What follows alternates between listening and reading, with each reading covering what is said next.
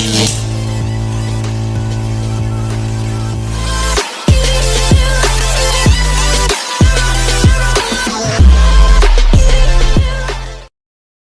few moments later.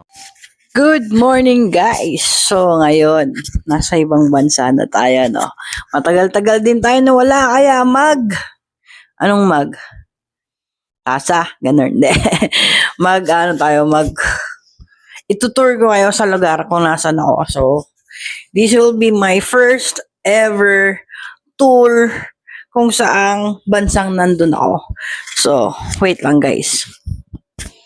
So, ayan guys, nandun na tayo, no? Anong oras na ba? 9:37. Kita nyo ba? So, 9:37 ng umaga. So, tara, lakarin natin. So, ito guys, ang itsura ng aming accommodation, no?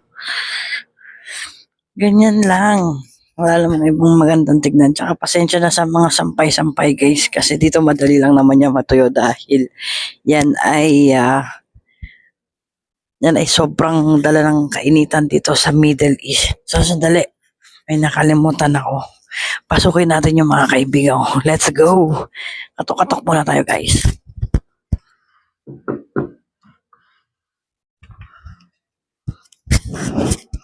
Uy! Nasaan si Kim? Ay, si Kim. Nasaan si Ira? Nagbablog ako eh. Room tour.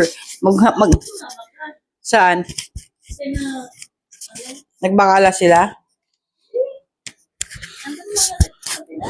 Hi guys. Bablog na lang ako. Bye-bye. Sarap ng higa mo dyan ah.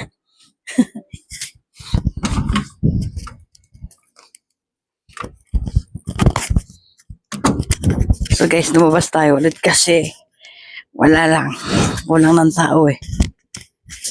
So, ganito lang naman yung buhay namin dito, guys. Ganito yung aming accommodation. As you can see, wala namang pinagbago, pare-pareho lang. Tapos, what else? Minsan may mga malalaking aso dito, pero friendly man sila. Minsan yung pusa dito, halos kasing laki na rin yata ng aso. Charis!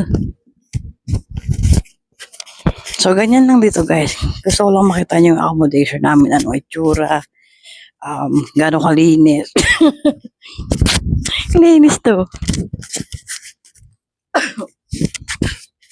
So, ayan guys. Wala namang iba. Ganyan lang naman. So, dito hindi ka naman basta-basta makakaalis kasi ang dami namin ganyan.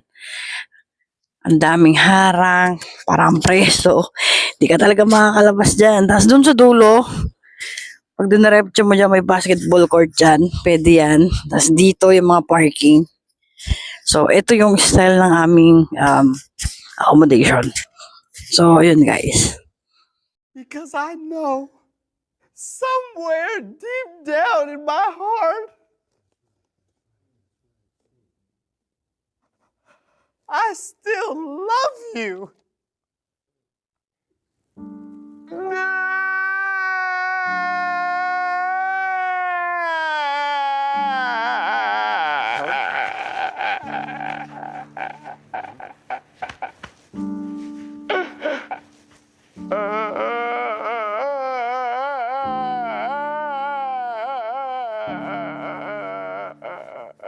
So, yun guys, bumalik na tayo sa aming kwarto kasi sobrang init sa lahat.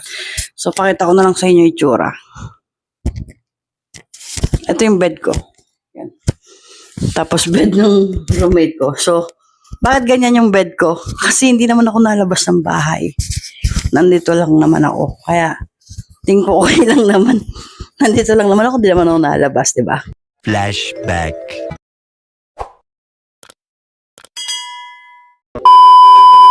So, guys, pag nasa abroad ka, ano ba yung kalaban mo? Siyempre, kalaban mo yung sarili mo, kaya kailangan handa ka dyan. Tapos, yung homesick, yung mga iisipin mo sa Pilipinas, problema, hindi yan mauubos.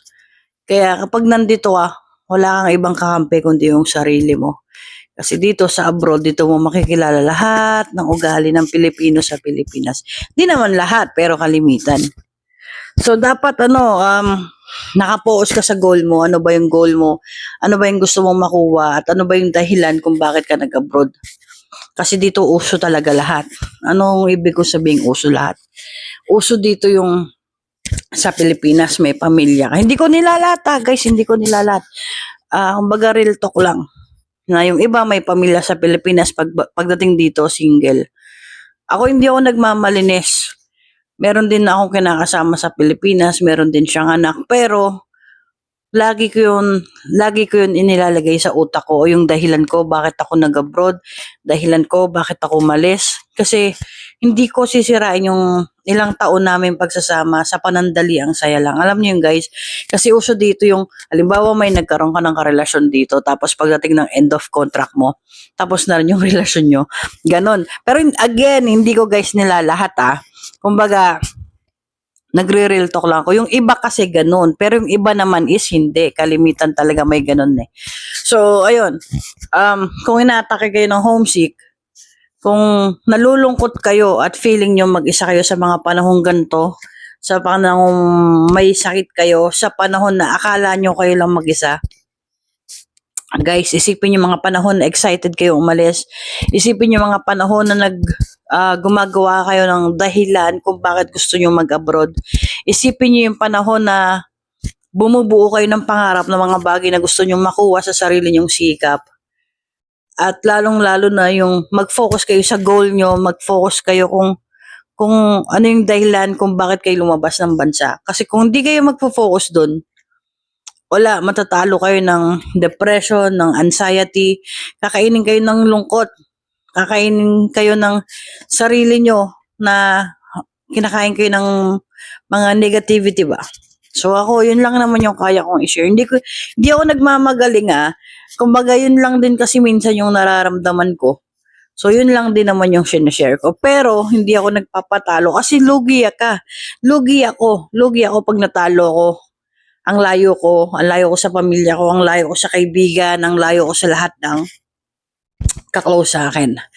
But anyway, yun ay mga simple tips lang naman. Sa susunod, itutur ko kayo sa kung saan ako nag-work, kung ano yung ginagawa ko sa work. Kasi sa ngayon, kumbaga, sinubukan lang natin yung ating mic. All goods in the hood, you know. So, yun. God bless. Maraming salamat and thank you sa pagstay sa aking video na kahit na alam mo na hindi pa naman ganun ka-quality kasi nagtatry pa lang din naman ako kasi gusto kong i-vlog yung 2 years na nandito ako sa bansa na kung nasan man ako. So soon malalaman nyo kung nasan din naman ako kaya sa ngayon, better shut my mouth first muna. Kasi alam mo yun, marami tayo mga iniiwasang mga bagay. Hindi man sa takot akong malaman nyo kung nasan ako. Pero sa ngayon, tawag doon? Enjoying ko muna. So again, good luck guys sa mga nag-a-apply. Sana ay makapasa rin kayo. Sana makaalis kayo at matupad nyo rin yung mga pangarap nyo. At sa maiiwan yung pamilya, palagi nyo iisipin na yung dahilan nyo bakit kayo mag-abroad. Yung dahilan nyo kung ano yung nag-push sa inyo para mag-abroad. So yun guys, ingat. Maraming salamat sa pagstay at God bless guys.